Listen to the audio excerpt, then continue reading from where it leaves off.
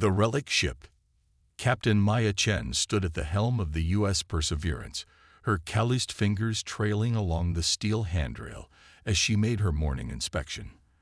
The ship's corridors echoed with the steady thrum of conventional engines, a sound that had become something of a joke among the more advanced species of the galactic fleet.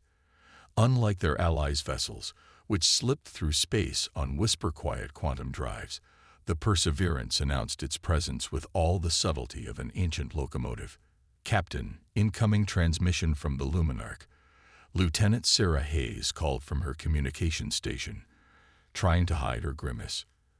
"Admiral Kovacs requests our status report." Maya suppressed a sigh. The Luminarch, pride of the Nexian fleet, was everything the Perseverance wasn't: sleek, energy-efficient, and equipped with the latest quantum-mapped sensor arrays. Its very presence seemed to mock humanity's quaint adherence to traditional technology. "Put him through, Lieutenant," Maya ordered, squaring her shoulders. The holographic display flickered to life, revealing Admiral Kovacs's crystalline features. Like all Nexians, his translucent skin pulsed with bioluminescent patterns that betrayed his emotions, currently showing the subtle purple hues of barely concealed contempt. "Captain Chen," Kovacs's harmonious voice filled the bridge. "I trust your vessel is maintaining its assigned patrol vector. We wouldn't want your exhaust signature interfering with our sensor grid again." Maya met his gaze steadily. "The Perseverance is performing exactly as designed, Admiral. Though I note your sensor grid still hasn't adapted to account for our propulsion signature, despite having 3 months to do so." Kovacs's skin flashed a brief orange of irritation before he could suppress it. Perhaps if humanity would embrace modern propulsion technology. "Chief Taylor," Maya called out, interrupting the familiar lecture. "What's our engine efficiency rating today?" 98.7%, Captain," her chief engineer responded proudly. "Running clean as a whistle." Maya turned back to Kovacs with a slight smile. "You were saying, Admiral." Before he could respond, a sharp tone cut through the bridge. "Captain." Lieutenant Commander Jackson's voice carried an edge that instantly caught Maya's attention. "Getting something weird on the electromagnetic array." "Excuse me, Admiral," Maya said, cutting the transmission without ceremony. She crossed to Jackson's station in 4 quick strides. "Show me." The sensor display showed a strange pattern of interference at the edge of their range, something that appeared and disappeared in regular pulses. It was subtle, barely there, but it didn't match any known natural phenomenon. "The Luminarch is not reacting," Jackson noted, fingers dancing across his console. "Their quantum sensors aren't picking it up at all." Maya studied the pattern, her mind racing. In the 20 years since humanity had joined the galactic fleet, they'd been constantly pressured to abandon their primitive technology in favor of more advanced alien systems. But humanity had learned hard lessons about putting all their eggs in one basket. While other species had gone all in on quantum technology, Earth had maintained a diverse approach, keeping and refining traditional systems alongside new developments. "Run it through pattern recognition," she ordered. "Compare it to every known signature in our database." The computer churned through the data as the bridge crew watched in tense silence. After several minutes, results began appearing on the screen. Maya's blood ran cold as she read them. "Sound general quarters," she ordered, her voice cutting through the quiet. "All hands to battle stations. Lieutenant Hayes, get me the Admiral back. Now." Alarm klaxons blared as the crew rushed to their positions. The holographic display flickered back to life, showing Kovacs's annoyed expression. "Captain Chen, this is highly irreg."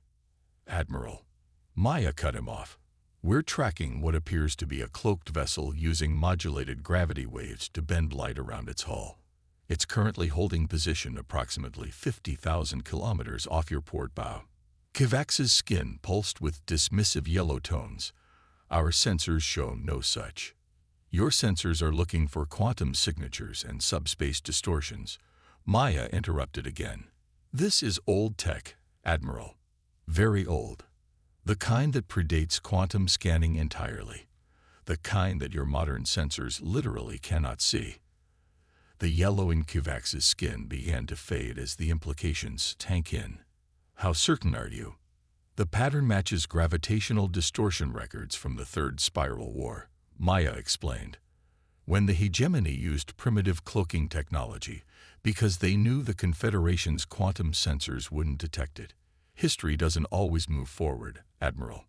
Sometimes it spirals back on itself. She could see the moment Kovacs made his decision, his skin shifting to the deep blue of command authority. What do you suggest, Captain? Maya allowed herself a small smile. First, I suggest you start taking our primitive technology a bit more seriously. Then, I suggest you let us take point on this. After all, she gestured to her proudly maintained bridge. Sometimes the old ways are exactly what you need. The hunt was about to begin. And for once, humanity's stubborn adherence to tradition might just prove to be the galaxy's salvation rather than its joke. Silent thunder. The Perseverance moved through space like a predator from Earth's ancient oceans, its conventional engines running at minimal power. Captain Maya Chen had ordered all non-essential systems shut down, leaving only their passive electromagnetic sensors active. They were hunting shadows, and sometimes the best way to see in the dark was to become part of it. Contact maintains position, Lieutenant Commander Jackson reported, his voice barely above a whisper despite the vacuum of space between them and their quarry. Still using that cyclic gravitational pattern to bend light.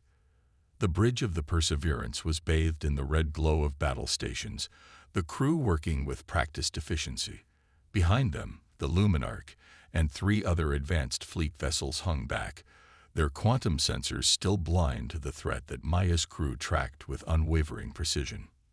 Interesting, Maya mused, studying the tactical display. They haven't reacted to our approach at all. Either their sensors can't detect us, or they're waiting for us. Commander Sarah Hayes finished, her expression grim. Could be a trap. Maya nodded. Almost certainly is. The question is, who said it? She tapped her console, bringing up historical records. The gravitational tech matches hegemony patterns, but the hegemony fell 300 years ago. Someone's been sitting on this technology, keeping it in reserve. Multiple contacts. Jackson's voice cut through her speculation. 5. No, 7 new signatures, same gravitational distortion patterns. They're moving to surround the Luminarch's battle group. Maya's mind raced. The enemy vessels were positioning themselves in a classic encirclement pattern, but they seemed unaware that the Perseverance could track their movements. That gave her an advantage, but only if she used it correctly. Battle analysis, she ordered. Show me their blind spots. The tactical computer overlaid probable weapon arcs based on historical hegemony vessel designs. The pattern that emerged made Maya smile. Their adversaries were using an ancient combat formation, one that had a critical weakness if you knew where to look. Lieutenant Cattry, Maya called to her weapons officer, load the mass drivers with chaff rounds, set them to pattern Delta 7. She opened a channel to engineering. Chief Taylor, I need the reactor ready for full military power, but keep it cold until my mark. Aye, Captain, Taylor's voice came back. The old girl's ready to thunder when you give the word. Maya opened a secure channel to Admiral Kovacs. Admiral, we've identified multiple hostile contacts moving to surround your position. On my signal, I need your vessels to execute an emergency quantum jump to coordinates I'm transmitting now. Kovacs's skin pulsed with alarmed red patterns. You want us to abandon you to face these vessels alone? No, Admiral. Maya's smile grew predatory. I want you to be clear of our firing solution. Understanding dawned in Kovacs's crystalline features. The coordinates received. Awaiting your signal, Captain. Maya took a deep breath, feeling the familiar calm of combat settle over her. All hands, this is the captain. Prepare for combat maneuvers. She waited 3 heartbeats, watching the enemy vessels settle into their final attack positions. Now, the Luminarch and its escorts vanished in flashes of quantum displacement, leaving the Perseverance alone against 7 cloaked enemy vessels. In the same instant, Chief Taylor threw full power to the engines, and the ship's primitive chemical drives roared to life. "Mass drivers, fire," Maya commanded. The Perseverance's main guns thundered, launching clouds of metallic chaff in carefully calculated patterns. The charged particles spread through space, creating a web of electromagnetic interference that turned the invisible enemy vessels into stark silhouettes against the void. Multiple direct hits, Cacri reported with fierce satisfaction. Their gravitational cloaking fields are destabilizing. The enemy vessels flickered into visibility one by one, their sleek hulls bearing marking in a language that hadn't been seen in centuries. But Maya had no time to analyze them. The Perseverance was already moving, its conventional engines giving it an acceleration curve that the enemy's gravity-based systems couldn't match. "Bringing us through their formation," Hayes called out, her hands dancing across the helm controls. "Their weapons are tracking, but the chaff is playing hell with their targeting systems." Maya watched as her ship threaded the needle between 2 enemy vessels, its point defense guns spitting streams of hypervelocity rounds that shredded their exposed sensor arrays. The enemy ships tried to coordinate their fire, but their ancient formation wasn't designed to deal with a vessel that could actually see them coming. "Admiral," Maya transmitted on the secure channel, "we've got them lit up like a Christmas tree, bringing them right to you." The Luminarch and its battle group reappeared directly above the enemy formation, their quantum weapons finally having clear targets to lock onto. The space around the Perseverance erupted with energy fire as humanity's obsolete technology and alien advancement worked in perfect concert. In less than 5 minutes, it was over. The enemy vessels, their centuries-old deception exposed, were reduced to cooling debris. Maya ordered her crew to begin recovery operations, knowing that the wreckage would contain vital clues about who had been hiding this technology and why they had chosen now to use it. "Captain," Admiral Kovacs's voice carried an unfamiliar note of respect. "It seems we owe you and your crew a debt of gratitude. And perhaps an apology." Maya looked around her bridge at the proud faces of her human crew operating their primitive equipment with expert precision. "No apology needed, Admiral. Just remember, sometimes the old ways persist for a reason. Humanity didn't keep developing multiple technologies out of stubbornness. We did it because we learned the hard way that every tool, no matter how ancient, has its purpose." As her crew began the process of securing their prisoners and salvaging enemy technology, Maya couldn't help but wonder, if someone had been hiding hegemony tech all these centuries, what other ancient threats might be lurking in the darkness between the stars? Whatever the answer, she knew that humanity's diverse approach to technology would be crucial in finding out. The Perseverance might have been the fleet's joke, but no one was laughing anymore. Breaking point. 3 days after the battle, Captain Maya Chen stood in the Luminarch's primary conference chamber, surrounded by holographic displays showing the devastation.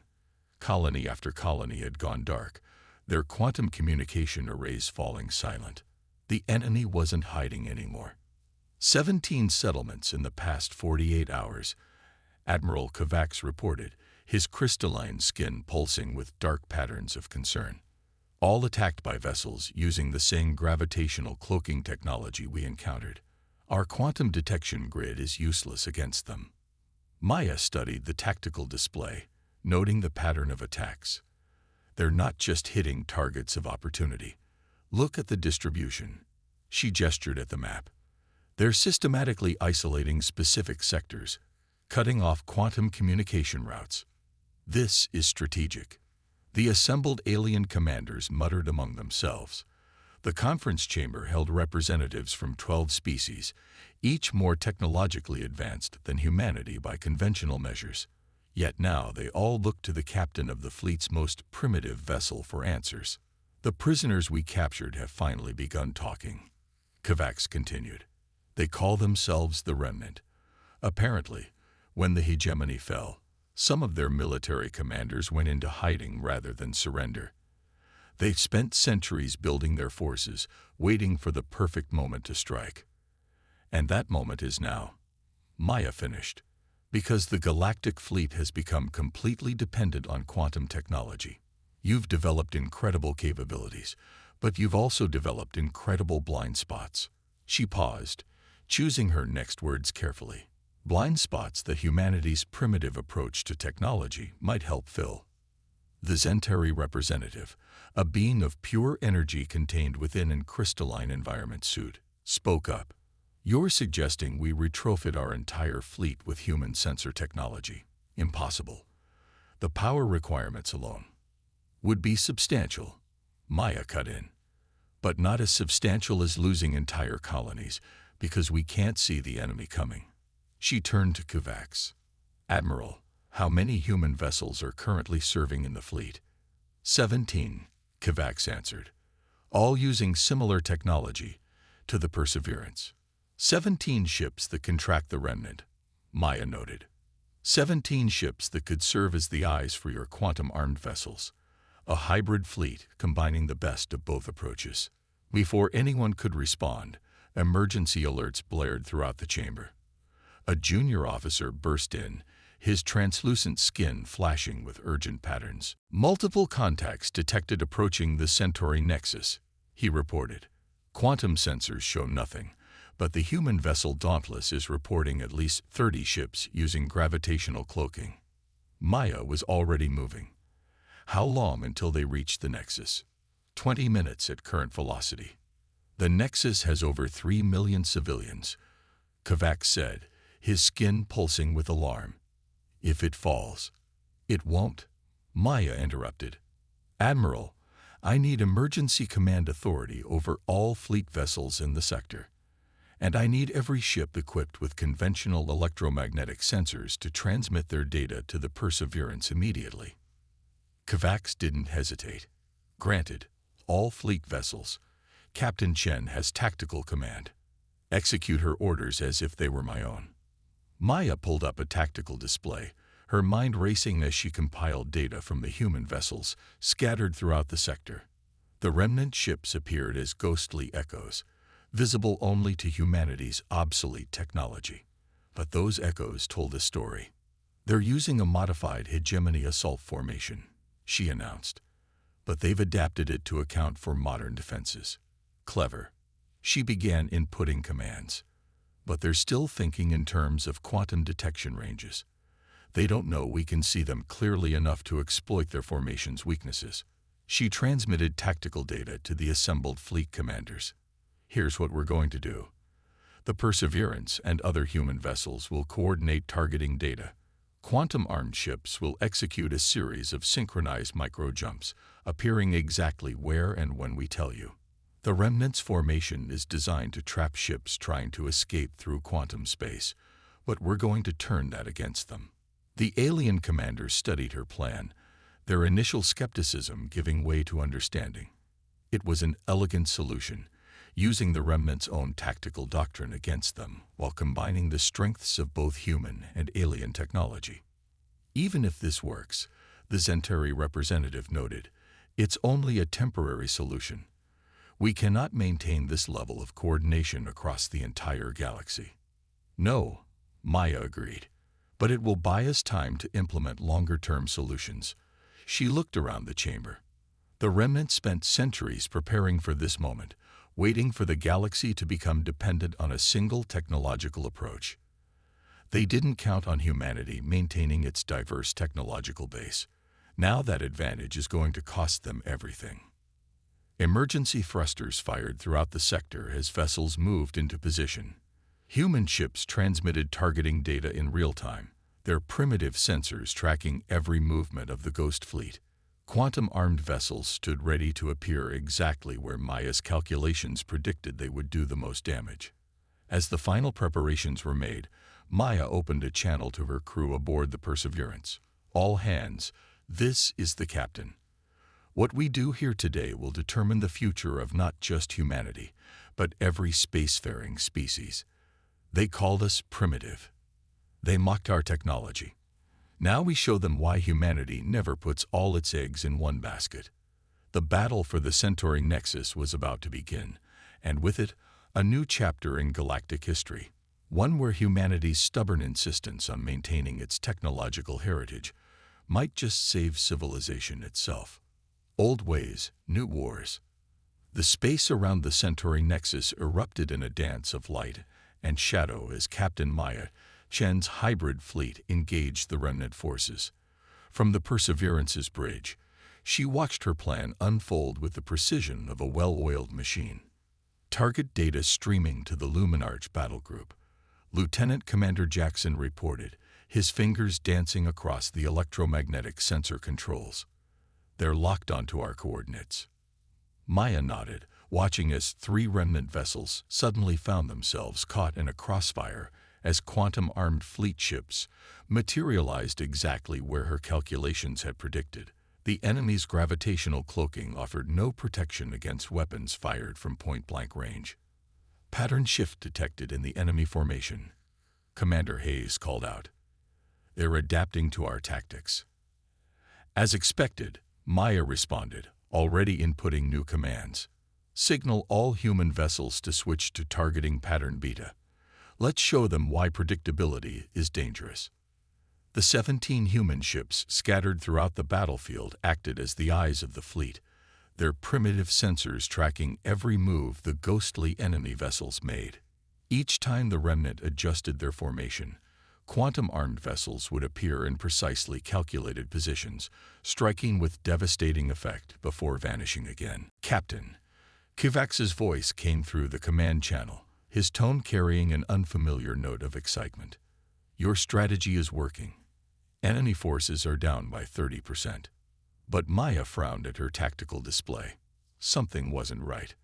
The remnant commanders were too experienced to fall for this strategy for long, which meant all vessels, emergency maneuver, she broadcast. They're not retreating, they're consolidating. The warning came just in time.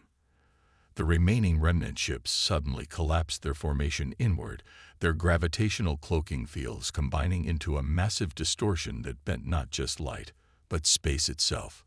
By the first light, Kovacs whispered, they're creating a gravity well. Maya's mind raced. The remnant wasn't just using old hegemony technology. They'd improved upon it. The combined gravitational field would pull in any ship that tried to make a quantum jump nearby, trapping them in normal space where they'd be vulnerable. Chief Taylor, she called to engineering. I need everything you can give me from the conventional drives. Route power from every non-essential system. Aye, Captain, Taylor responded. But what are you planning? We can't outrun a gravity well. No, Maya agreed, but we can use it. She opened a channel to the fleet. All quantum-armed vessels fall back to minimum safe distance. Human ships form up on the Perseverance. We're going to show them another old trick.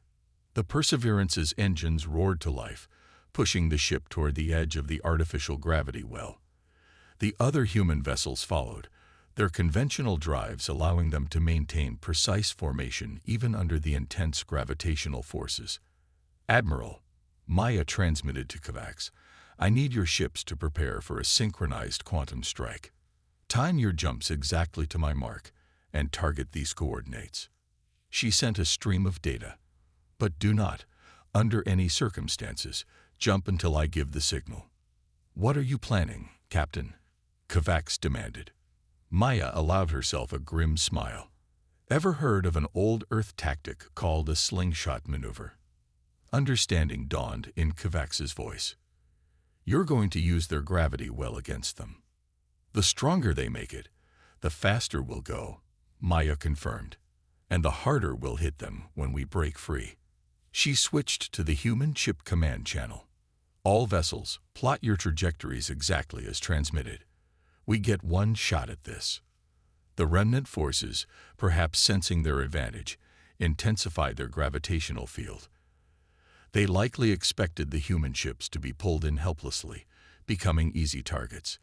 Instead, the 17 vessels began a coordinated dance, using their conventional engines to ride the edge of the gravity, well like surfers on a wave. Hull stress at 80%, Chief Taylor reported.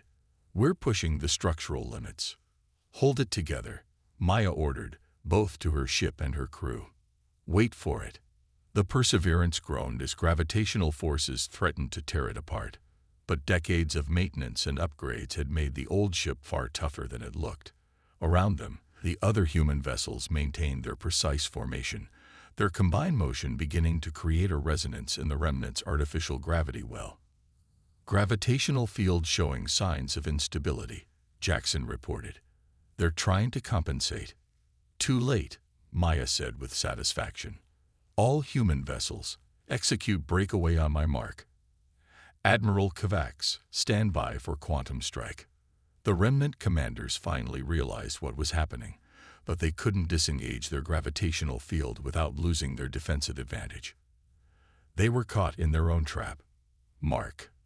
The 17 human ships fired their engines at full power, using the gravitational forces they'd been fighting to catapult themselves forward at incredible speed. Their synchronized maneuver sent a shockwave through the artificial gravity well, creating a cascade of disruptions that shattered the remnant's carefully maintained field. Now, Admiral. The quantum-armed fleet vessels appeared in a perfect sphere around the disoriented remnant ships, their weapons already firing. Caught between the conventional weapons of the human vessels and the quantum arrays of their allies, the enemy force was torn apart in seconds. As the last remnant ship exploded, Maya slumped in her command chair, exhaustion finally catching up with her. Damage report. Hull stress within acceptable parameters, Chief Taylor reported proudly. Though I wouldn't recommend making a habit of that maneuver. Multiple distress calls from the outer colonies, Hayes added. Similar remnant attacks reported in 6 other sectors. Maya straightened in her chair. This battle was won, but the war was just beginning. The remnant had shown their hand, but they'd also revealed something crucial. The perfect defense didn't exist. True security came from diversity, from maintaining multiple approaches even when they seemed outdated. Admiral, she called to Kovacs. I think it's time we had a serious discussion about implementing some primitive upgrades to the fleet. The future of galactic civilization would depend on learning to combine the old with the new, and humanity's stubborn technological diversity had just become its greatest contribution to the stars. Tomorrow's victory. 6 months after the Battle of Centauri Nexus, the U.S. Perseverance docked at the newly constructed Harmony Station. Through the bridge viewport, Captain Maya Chen watched as work crews installed conventional sensor arrays alongside quantum detection systems. Similar modifications were being made to stations and ships throughout the galaxy, a revolution in military doctrine sparked by humanity's primitive success. Admiral Kovacs is ready for you in the command center, Commander Hayes reported. The other fleet commanders have assembled as well. Maya nodded, taking one last look at the hybrid technology being integrated into the station. Quite a change from when they used to mock our exhaust signatures, isn't it? The command center of Harmony Station represented the new philosophy that had transformed the galactic fleet. Quantum displays shared space with electromagnetic sensors, and officers from a dozen species worked side by side, combining their various technological approaches into something greater than the sum of its parts. Captain Chen, Admiral Kovacs greeted her, his crystalline skin glowing with warm colors of respect. Your timing is perfect. We've just received the latest intelligence from the Outer Rim. The tactical display activated, showing the known positions of remnant forces throughout the galaxy. What had once been an invisible threat was now clearly mapped, thanks to the combination of human sensor technology and alien quantum computing. They're falling back, Maya observed, studying the patterns, consolidating their forces around something in the Carina sector. She frowned at the readings. That's a lot of gravitational distortion. Whatever they're protecting, it's big. We believe we found their main base of operations, Kovacs confirmed. 3 centuries of hidden development, all concentrated in one location. The gravitational signatures suggest they've constructed something that dwarfs anything from the original hegemony era. Maya studied the data more closely. They're not just using gravity for cloaking anymore. These readings suggest they're actually manipulating space-time on a massive scale. They're building something, or awakening something, a new voice added. Dr. Yuki Tanaka, Earth's leading expert on hegemony technology, stepped forward. We've finished analyzing the data from the captured remnant vessels. It's not just about military technology. They'd been working to recreate something from their ancient records, something they call the Nexus engine. The assembled commanders murmured with concern. Maya looked between Kovacs and Tanaka. What exactly is a Nexus engine? According to fragmentary records, it was the hegemony's ultimate weapon, Tanaka explained. A device capable of creating artificial quantum gates, allowing them to bypass all standard defenses and strike anywhere in the galaxy instantly. They never completed it before their empire fell, but the remnant has had 300 years to perfect the design. Maya finished. That's why they attacked now. They're finally ready to use it. Kovacs's skin pulsed with grim patterns.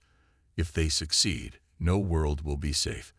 They could emerge anywhere, at any time, without warning. Even your electromagnetic sensors wouldn't be able to track them. Maya studied the tactical display again, her mind racing through possibilities. Unless, she turned to Tanaka. Doctor, these artificial quantum gates, they'd have to be powered by massive gravitational fields, correct?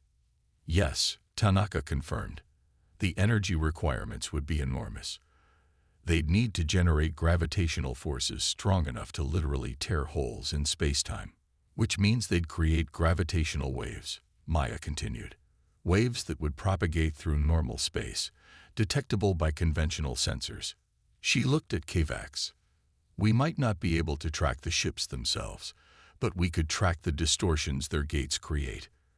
Understanding dawned in Kovacs's crystalline features. A quantum invasion force that could only be detected by non-quantum technology. The perfect blend of the advanced and the primitive. Exactly why the remnant never saw us coming, Maya said. They spent centuries preparing to fight the most advanced technology in the galaxy. They never considered that their ultimate weapon could be countered by methods they considered obsolete. The assembled commanders began discussing strategy, but Maya's attention was drawn to a junior officer who had just rushed into the command center. Captain, he called out, his skin pulsing with urgent patterns. Long-range sensors are detecting massive gravitational disturbances from the Carina sector. The remnant. They're powering up the Nexus engine. Maya turned to Kovacs. Admiral, I need command authority for Operation Legacy. Immediately. Kovacs didn't hesitate. Granted. All fleet vessels, Captain Chen has strategic command. Maya activated the command channel. This is Captain Chen to all ships. Operation Legacy is now in effect. All vessels with conventional drives form up on your designated quantum-armed partners. Hybrid squadrons prepare for synchronized attack pattern Delta. Across the galaxy, thousands of ships began moving into position. The remnant had spent centuries building the perfect quantum weapon, but in doing so, they'd created something that could only be defeated by combining the old with the new. It was a lesson the galaxy wouldn't soon forget. All ships report ready, Hayes announced. Maya took a deep breath, feeling the weight of history on her shoulders. The next few hours would determine not just the outcome of this conflict, but the future of galactic civilization itself. A future where no single approach to technology would dominate, where diversity of method and thought would be recognized as strength, not weakness. Send the order, she commanded.